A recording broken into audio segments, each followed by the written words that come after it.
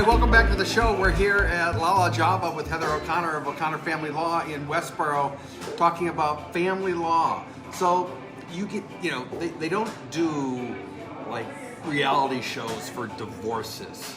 So They should. give us a little story that I realize it's a sad topic, but you've got to have some fun stories and uplifting stories, because sometimes when a divorce is over, it's actually a good thing for some of the folks.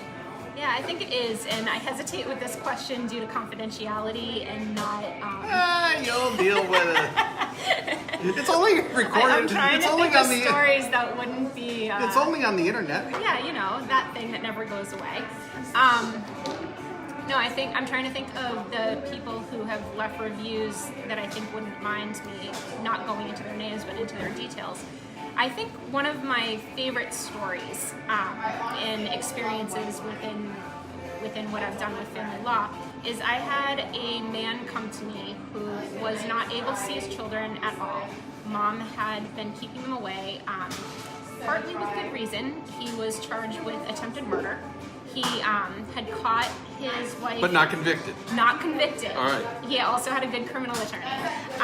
But he had caught his wife cheating on him and had gone after the guy, which is where the attempted murder came in. No murder, no death, no serious injuries or anything like that. But basically, throughout that, Mom had twisted it quite a bit to make the kids hate their father.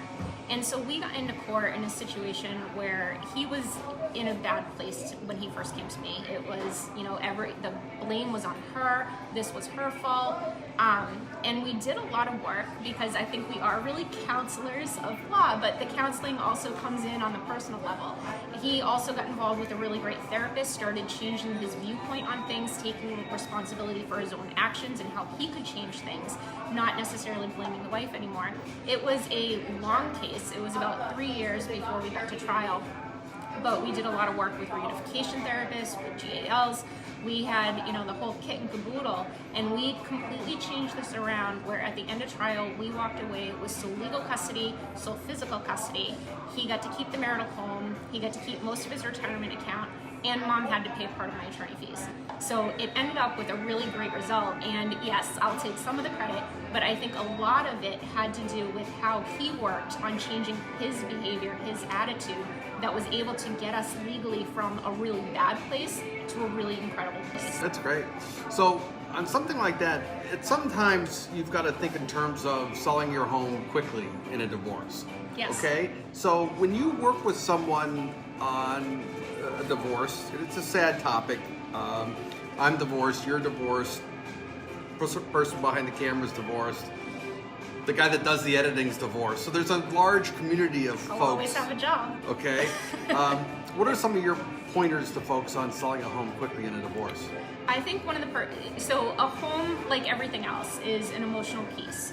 People grow up there, their kids grow up there, they have this envision of this is where I'm going to be for the rest of my life.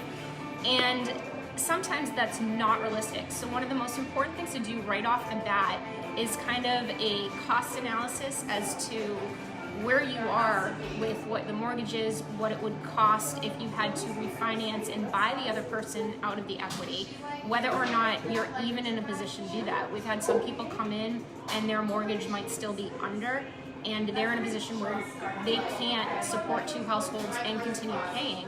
So it's a matter of trying to get that house on the market as quickly as possible to reserve as much equity or as little debt as possible. So, they have kindly, and we hand these out, created these little pamphlets on tips to sell your home.